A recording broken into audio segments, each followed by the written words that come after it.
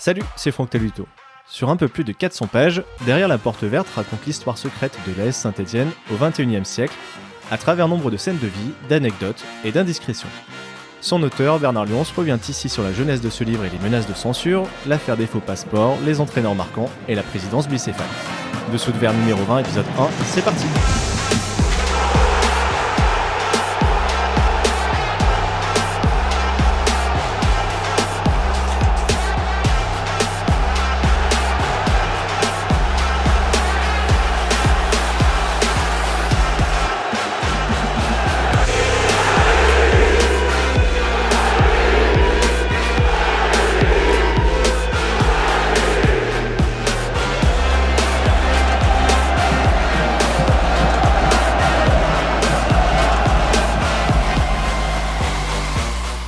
Salut Bernard.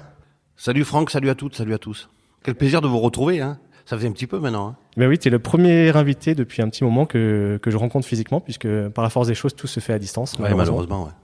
Bon, merci d'avoir accepté à nouveau l'invitation. On a gardé la distanciation sociale, tout à fait. Plus d'un mètre. Tu fais bien de le préciser. On va essayer de ne pas se postillonner dessus. Alors, c'est la deuxième fois que tu participes à ce podcast. La première, c'était fin 2019 pour un épisode qui est toujours disponible à l'écoute, je le rappelle, et dans lequel tu parlais de ton métier de grand reporter au journal de l'équipe, notamment de la façon dont tu couvres l'actu de l'AS Saint-Étienne. Tu avais parlé à ce micro de ton envie d'écrire un livre, après celui consacré à Jean-François Larios. On y est, puisque Derrière la porte verte, histoire secrète de l'AS Saint-Étienne 2000-2020, apparu jeudi 4 mars. Alors on va en parler en détail, mais je vais aller directement à la fin en citant un extrait de tes remerciements. J'ouvre les guillemets, à Jean-Philippe Bouchard et aux éditions Solar qui ont évité que ce livre ne soit définitivement censuré pour de bon. Façon de parler. Je referme les guillemets. Ce livre a-t-il vraiment failli ne pas voir le jour et pour quelles raisons ? Vous partez très très fort, hein. Enfin, tu pars très très fort, oui effectivement. Ce qui s'est passé, c'est que j'avais discuté avec mon précédent éditeur, avec lequel j'avais déjà édité en 2015 La Légende des Vers par ceux qui l'ont écrite, et je voulais réactualiser et ressortir ce qui a été fait en octobre 2020. Et quand on en avait discuté au mois de mars 2019, il m'avait dit, il n'y a pas une autre idée de livre. J'ai dit, si, il y a quelque chose qui me trotte dans la tête depuis des années. C'est raconter un petit peu la coulisse de l'AS Saint-Étienne, avec beaucoup d'histoires connues, revisitées ou inconnues. Et il m'avait dit, écoute, c'est un projet qui est très intéressant. Je les avais prévenus, je leur avais dit que c'était La Légende des Vers par ceux qui l'ont écrit, c'était un travail historique, un peu d'historien, de journaliste historien. Là, c'était plutôt un travail d'investigation qui n'aurait pas l'aval du club et qui risquait de poser des problèmes. Et il m'avait dit, nous sommes pas en Corée du Nord, on va poser les sur la table et on y va. On y allait, on a signé le contrat, j'ai écrit le livre Derrière la porte verte, histoire secrète des Verts au XXIe siècle pendant le confinement. Comme quoi, le confinement, on n'a pas eu que du mauvais, je parle du premier bien entendu. Et puis j'ai rendu le manuscrit le 14 juin et le 12 juillet on m'a téléphoné pour m'expliquer qu'on renonçait à publier cet ouvrage suite aux pressions du club qui ne voulait pas que la maison d'édition qui dispose de la licence d'exploitation de la marque ASSE soit associée à ce livre. Donc je leur avais expliqué que c'était exactement ce qui allait se passer, mais je leur avais expliqué un an plus tôt. Le manuscrit a été enterré. Vous savez, quand vous signez un contrat d'édition avec une maison d'édition, vous cédez vos droits, c'est-à-dire vous cédez la propriété intellectuelle et artistique, c'est-à-dire en gros l'exploitation du livre à votre éditeur. J'ai dû batailler assez fortement pour pouvoir récupérer les droits, puisque le manuscrit leur appartenait. Donc ça a duré pas mal de mois. Je l'ai remis sur la place de Paris, sur la place des éditeurs. Il y a 5 maisons d'édition auxquelles j'ai proposé le manuscrit. 4 l'ont accepté, puis finalement j'ai signé avec les éditions Solar avec lesquelles j'avais déjà fait un autre livre qui était un petit peu qui piquait un petit peu, c'était l'autobiographie de Jean-François Larios, J'ai joué avec le feu. Et comme on travaille en bonne intelligence et en concorde avec les éditions Solar, je suis reparti avec les éditions Solar, et c'est vrai qu'ils m'ont sauvé ce manuscrit et la publication de ce livre. C'est pour ça que je suis très très très heureux qu'il soit sorti enfin le 4 mars. Il devait initialement sortir le 8 octobre 2020 à l'occasion de la fête du livre à Saint-Étienne. C'est une manifestation qui est très très importante Malheureusement, avec la pandémie de Covid-19, la fête du livre a été décalée. On espérait qu'elle puisse se tenir au mois de mars, c'est pas le cas. Donc j'en suis à faire essayer de promouvoir le livre grâce à toi, Franck, et puis je vais être un Jones. Malgré mes 50 ans, je suis un Jones parce qu'on va passer beaucoup par la promo, par les réseaux sociaux. Compte tenu de l'histoire de ce livre que tu nous racontes, du travail qu'il doit y avoir derrière, j'imagine, tu es dans quel état d'esprit maintenant? Est-ce que tu es soulagé d'en être venu à bout, qu'il sorte, ou justement maintenant c'est autre chose qui commence, puisque le livre va t'échapper entre guillemets, tout le monde va pouvoir le lire, le commenter, le critiquer éventuellement? Après, c'est comme une naissance, hein. On sait pas si le bébé sera beau. Moi, j'ai essayé de faire le mieux possible, le plus honnêtement possible. Il faut quand même se replonger un an en arrière. C'est-à-dire qu'on était à la période du confinement. C'est une période qui a été terrible pour tous les Français. On savait pas exactement ce qui allait se passer. J'avais un peu de temps libre. J'étais envoyé spécial sur mon balcon parisien pour la première fois de ma vie. Je me suis retrouvé confiné pratiquement 3 mois chez moi où je suis pas sorti. Alors, vous savez, quand vous êtes grand reporter, vous êtes quand même globe-trotter, vous avez l'habitude de partir, vous avez une valise dans la tête, vous partez tous les 2-3 jours. Puis là, je me suis retrouvé chez moi, sur mon balcon. J'ai travaillé beaucoup pour le journal de l'Équipe, et puis un peu sur ce livre, et avec aucune garantie que ce livre allait sortir, puisqu'on ne savait pas quand c'est qu'on allait nous sortir physiquement de nouveau dans la rue. Après, il y a eu le second confinement. Alors, je viens de vous expliquer ce qui s'était passé avec mon premier éditeur. Et à un moment, oui, c'est un travail de longue haleine. On va sans doute en discuter. Et à un moment, la priorité finalement, c'était que ce dont je voulais témoigner et faire partager avec les lectrices et les lecteurs soit publié. Donc oui, il est publié. Donc le premier objectif a été atteint. C'est vu le contexte avec la pandémie, effectivement, oui. Soyons honnêtes et francs, c'est un soulagement que ces livres soient sortis. Après, vous savez, c'est comme toute œuvre, hein, que ce soit littéraire, artistique, cinématographique. Est-ce que le succès sera au rendez-vous? Ça, c'est un autre débat. Maintenant, il y a quand même un point positif, c'est que les librairies ont été cette fois-ci classées dans le domaine des activités essentielles. Et quoi qu'il arrive, même s'il y a un confinement, j'espère pas général, mais localisé ou autre, les librairies resteront ouvertes. Donc j'espère qu'on n'ira pas au devant d'une catastrophe industrielle pour mon éditeur, les éditions Solar, qui m'ont fait une fois de plus confiance. Pour le présenter rapidement, ce livre est une compilation de situations, de scènes de vie que tu racontes. Alors ça commence le jour où Patrick Guilloux se moque de Robert Nouzaret devant tout le vestiaire. Robert Nouzaret qui vient de lui dire qu'il est nul, et Pat Guilloux répond en se dénonçant devant tout le monde comme le tueur de JFK, l'ancien président américain. Et ça se termine avec les raisons du départ de Xavier Tuilot et la reprise en main du Club par Roland Romeillet. Entre les deux, tu racontes, je crois que c'est 72 histoires, quantité de transferts, nomination d'entraîneurs, les coulisses de départ récents, Loïc Perrin, Wesley Fofana, Stéphane Ruffier. Quelle était l'idée de départ et comment est-ce que tu as travaillé? Alors, je vais déjà vous raconter la genèse du livre. J'étais au restaurant La Pause à l'Étra. Je déjeunais avec des sponsors et des partenaires de l'AS Saint-Étienne. Quand Pascal Fendounou arrive au restaurant, et un des convives dit « Tiens, il n'est pas venu avec la femme de Landrin ». Et je les ai regardés et je leur ai dit « Non, pas vous. Pas vous. Vous n'allez pas me ressortir cette vieille légende urbaine. » Et il me dit « Ah, vous voyez, il y a quelque chose sur l'AS Saint-Étienne que vous savez pas et que je vous apprends. » Et j'ai dit « Non, vous, sans vouloir vous êtes désagréable, vous m'apprenez rien parce qu'il ne s'est rien passé. » Et il m'a dit « Non, il s'est passé exactement ça. » Et j'ai dit « Écoutez, pour le savoir, il faut aller le vérifier. Déjà, savoir si Madame Landrin a eu un enfant cette année-là, et second point, savoir quelle couleur était l'enfant. » Et j'ai dit « Moi, j'ai vérifié, et tout ça, ce n'est qu'une légende urbaine stéphanoise, mais ce n'est pas vrai. » Et l'idée du livre, elle est partie de là, en fait. Et c'est pour ça que dans le livre, la seule interview qu'il y a, c'est celle de Christophe Landrin qui explique remarquablement bien l'emballement et la mécanique médiatique qui peut aussi broyer.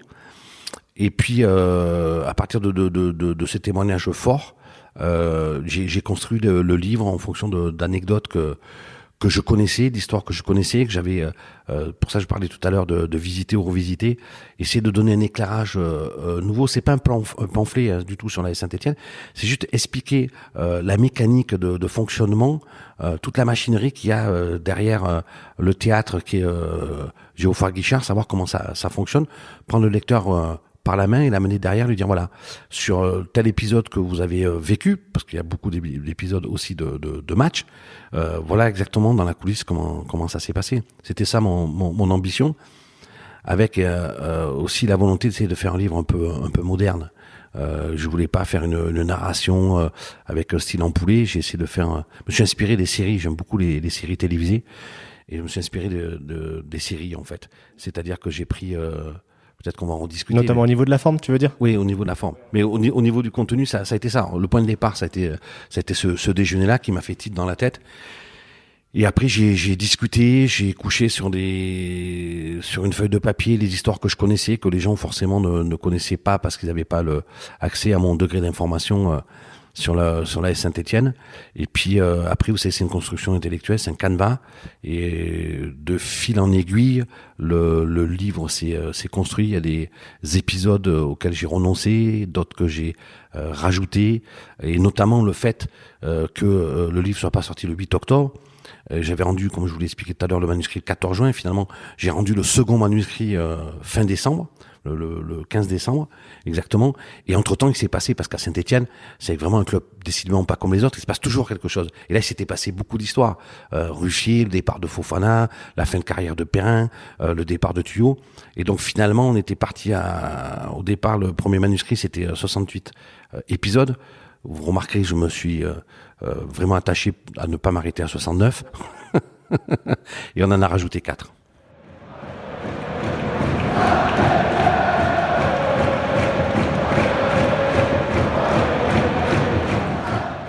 Il y a donc au total 72 histoires secrètes. Et donc tu as répondu à mes questions en disant qu'il a fallu faire un tri. Est-ce que c'était un tri en termes d'intérêt ou simplement certaines choses que tu n'as pas pu vérifier, creuser jusqu'au bout? Alors, il y a deux choses. La première, c'est que, comme je l'ai expliqué à toutes les personnes, et nombreuses, parce qu'au final, j'ai eu 92 personnes qui m'ont aidé à vérifier les informations, à les recouper, qui m'en ont donné aussi. Voilà, c'est tout un travail journalistique, c'est un vrai bouquin d'investigation avec la part d'erreur que je me reconnais. Sur les 92, seulement 3 ont refusé de m'aider. Après, il y avait un postulat de base, c'est que je ne m'attaquais pas à la vie privée des gens. Vous savez que c'est souvent intrinsèquement lié, les affaires de cœur ou de vie privée, ça rejaillit dans bonne harmonie dans un vestiaire ou dans un club.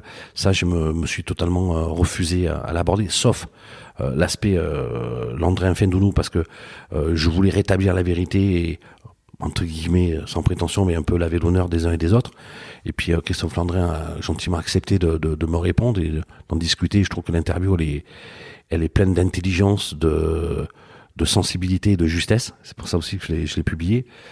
Ça, c'était vraiment le postulat de base. C'est que je m'attaque pas à la vie privée des gens. Et la seconde, c'est un peu en fonction de l'intérêt. Parce que il y a eu par exemple, il y avait les dessous de l'arrivée-départ d'Anthony Mounier, par exemple, sur lequel c'est un épisode sur lequel j'ai beaucoup travaillé. Et en fait, je me suis rendu compte au fil de la narration que j'allais pas pouvoir apporter beaucoup de choses supplémentaires que les gens connaissaient pas. Donc j'ai dit, si c'est pour rajouter un épisode, je voyais pas trop l'intérêt. J'essaie de d'être novateur. Voilà, essayer de surprendre le lecteur, le faire sourire, lui faire un peu grincer les dents. Voilà, c'était ça la démarche intellectuelle. De toutes ces histoires, est-ce qu'il y en a une qui est ta préférée? C'est compliqué, je vais pas vous dire que je les ai toutes aimées. Alors il y en a certaines qui sont extrêmement compliquées. L'arrivée de Wabi Kazri, c'est les montants des contrats, c'est les négociations.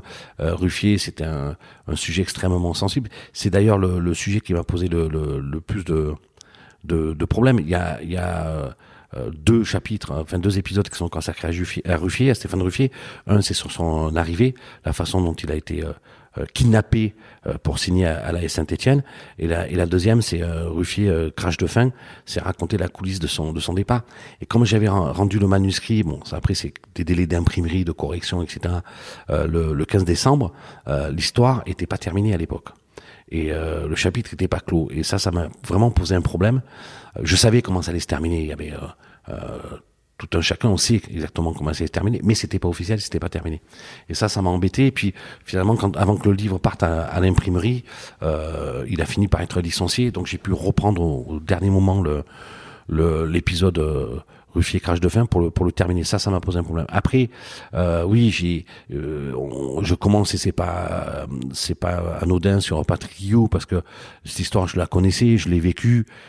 Ça me remonte à une vingtaine d'années où j'étais jeune beau, je sais pas, mais je sentais bon le sable chaud peut-être. Voilà, ça c'est des périodes que j'ai vécues et qui m'ont rappelé beaucoup de choses. Mais Fousseni Diawara aussi, qui oublie son maillot au stade Vélodrome, où il avait été la risée de la France entière. En plus, ça avait eu des conséquences dramatiques parce que à ce moment-là, Saint-Etienne menait, et puis le temps qu'on trouve son maillot, Saint-Etienne a pris 2 buts, ils ont perdu derrière.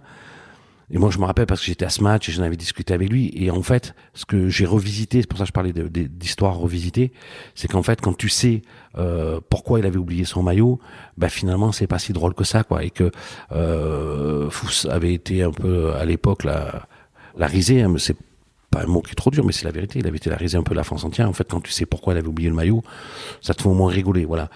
Je voulais un peu remettre, comme on dit, l'église au milieu du village.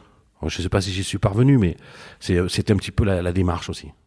Alors, tu as répondu à la question qui venait juste derrière sur quelle histoire t'avait donné le plus de difficultés à être reconstituée. Pardon. Je vais donc passer à la suivante. Laquelle t'as le plus scandalisé ou dépité ? Toutes celles que j'ai pas écrites. Tu en as trop dit ou pas assez, du coup ?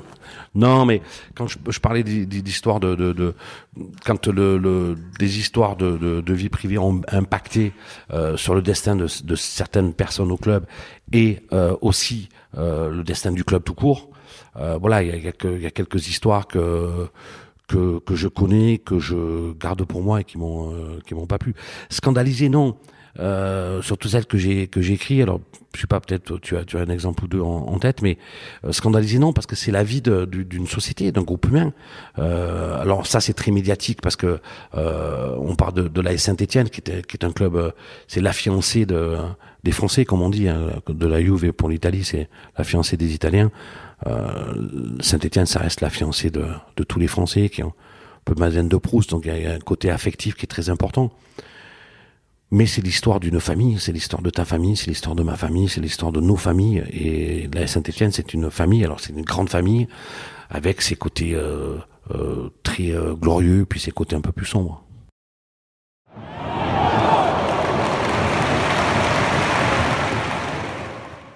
Il y a un dossier qui a fortement marqué cette période 2000-2020, c'est l'affaire des faux passeports, qui a quand même mené le club à sa relégation en Ligue 2 en 2001. Alors elle est évoquée en filigrane de plusieurs chapitres, au début du livre notamment, mais pas frontalement, on va dire.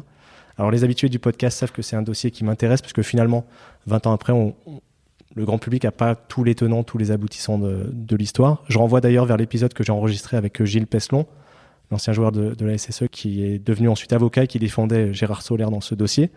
C'est un choix de ta part de ne pas l'avoir étudié plus en profondeur pour ce livre ? Oui, parce que je connais la véritable histoire des faux passeports. Alors, tu me regardes, tu fais des grands yeux, et que à un moment, il y a des choses que tu peux écrire, mais il faut pouvoir les prouver. C'est toute la différence entre l'information, la malinformation, la désinformation et la diffamation.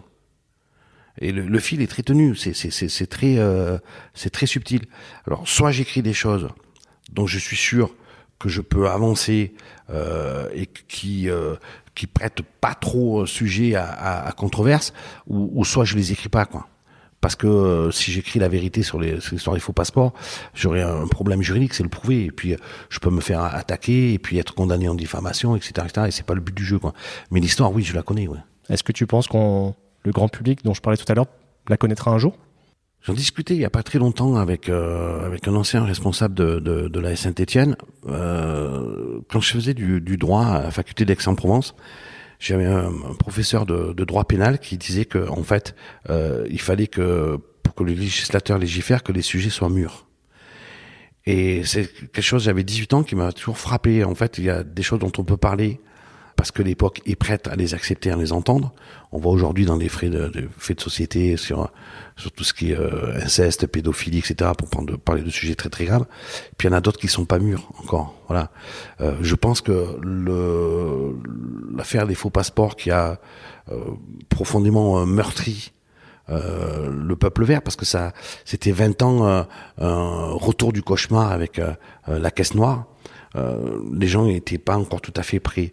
Je pense que le moment viendra, et il est tout proche, où les protagonistes de l'époque voudront peut-être soulager sa conscience. C'est un peu fort comme un mot, mais je pense que le moment viendra où on saura exactement ce qui s'est passé. Et promis, cette fois-ci, je l'écrirai. Alors, on verra ce que ça va donner derrière la porte verte, mais peut-être, qui sait, qu'il y aura un tome 2. Joli teaser. Pour venir sur quelque chose de plus réjouissant, de plus positif, chaque grande partie du livre, qui est elle-même découpée en chapitres, ont un titre. La seule qui fait l'objet d'un nom propre, c'est la 4e, qui est baptisée Galette. Est-ce que c'est une manière de montrer l'importance qu'a eu cet tome dans l'histoire récente du club ? Une conviction profonde. L'histoire contemporaine de l'AS Saint-Étienne, au XXIe siècle, donc 2000-2020, la période que couvre ce livre, repose sur les entraîneurs providentiels. Certes, il y a eu le public stéphanois, mais ça, c'était plus ancien, qui a été garant de la permanence de ce club, et j'allais même dire de la survivance de ce club au moment où sa survie a été, dans les années 80, à maintes reprises menacée. Et s'il n'y avait pas eu le peuple vert, je pense que le club n'existerait plus, ou du moins pas à ce niveau-là. On a vu le stade de Reims quand la vitrine à trophées a été vendue aux enchères. Ça avait absolument ému personne. À Saint-Étienne, c'est absolument impossible. Donc il y a eu cette période-là des supporters qui ont été les garants, et qui sont toujours les garants de ce que est la Saint-Étienne, de ce que doit rester. Sur la période du nouveau millénaire, force est de constater, et ça c'est ma conviction profonde, et je pense que le livre le montre assez facilement, c'est les entraîneurs providentiels. Les entraîneurs providentiels, à mon sens, il y en a eu 3 au XXIe siècle. C'est Frédéric Antonetti, qui a évité la déconfiture totale du club, qu'il a reconstruit en termes d'équipe, et qu'il a fait remonter en Ligue 1 avant d'être poussé dehors. Il y a eu Jean-Louis Gasset, qui a pris le club quand il était 17e et qui l'a ramené en Ligue Europa à la 4e place, directement qualificative pour la phase de groupe, avec, contrairement à ce qu'on dit aujourd'hui, une réussite aussi économique, parce que l'été de son départ, juste avant que Ghislain Printemps lui succède, ils ont fait 54,5 millions d'euros de transferts. C'était jamais arrivé dans toute l'histoire de la Saint-Étienne. Et entre les deux, bien entendu, il y a Christophe Galtier, Galette. Et il a pris le club qui était totalement en perdition. Vous vous souvenez, défaite 4-0 au Parc des Princes. Le club avec Alain Perrin, ça partait en sucette, si vous m'excusez l'expression. Il a repris le club et il a stabilisé le club. Il a évité de descendre, il a stabilisé le club. Il a remonté le club. Il a remonté de la 17e place jusqu'à l'Europe. Et il a fait quelque chose d'absolument impensable. Il a ramené la normalité à Saint-Étienne, c'est-à-dire en les ramenant en Europe, qui est l'ADN du club, et en leur faisant gagner un trophée, la Coupe de la Ligue, en 2013. Ce qui n'était plus arrivé depuis une éternité. Toute cette période-là, c'est un septennat, c'est un 7 d'or de Christophe Galtier. C'est incontestablement une grande réussite. Vous avez que voir ce qui se passe depuis. Depuis, on a tâtonné, et à part les 18 mois de Gasset, tout le reste est marqué du sceau de la catastrophe. Voilà. Et c'est pour ça que j'ai mis Galette, son surnom, c'est un côté un peu sympa, un petit clin d'œil, mais il y a quand même toujours un fond. On peut avoir de l'humour et avoir des clins d'œil, et quand même avoir un fond de sérieux. Et le sérieux, c'est que avec Galtier, ça a fonctionné, ça a marché. Et Saint-Etienne a gagné des joueurs qui sont sortis, qui sont devenus internationaux. C'était plus arrivé depuis très longtemps. Je pense à Goulam avec l'Algérie, je pense à Guy Lavogui avec l'équipe de France, je pense à même des joueurs comme Idriss Saadi. Il y a eu beaucoup de joueurs, Kurtzuma, enfin on va pas tous les citer, mais non seulement il a réussi à ce que l'ADN Europe soit de nouveau inoculé à Geoffroy Guichard, l'ADN formation soit de nouveau vivace à Saint-Etienne, et puis les titres, la tribune à trophée, les performances, la Coupe de la Ligue, etc. Et tu t'aperçois que quand il n'y a pas d'entraîneur providentiel, ben ça fonctionne pas ou ça fonctionne moins. C'est ce qui se passe aujourd'hui. Sans spoiler, son départ justement fait l'objet d'un chapitre assez fort du bouquin. Je vais pas en dire plus, les gens iront lire. Mais en te lisant justement, on rit parfois de bon cœur avec les facéties de Jesse Moulin qui se cache dans un panier à linge, ou de Johan Hawker qui rate le bus parce qu'il traîne dans les couloirs du stade Vélodrome.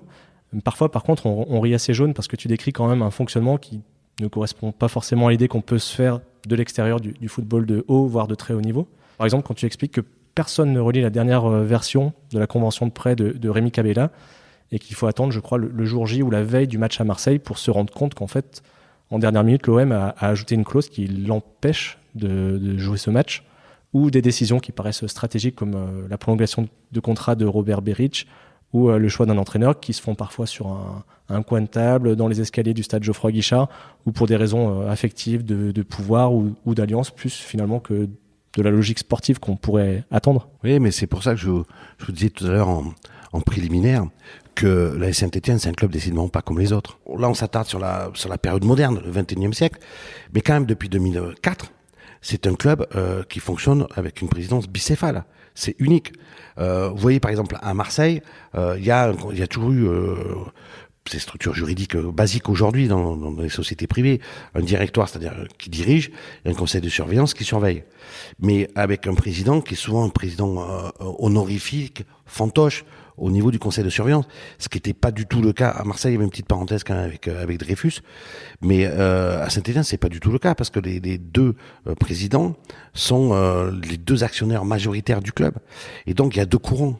C'est ça qui est terrible quand tu suis un club comme la Saint-Étienne, c'est que forcément, par exemple, quand tu es journaliste à l'Équipe, je prends un exemple de quelqu'un que je connais un petit peu, tu es toujours systématiquement arrangé dans une des deux catégories.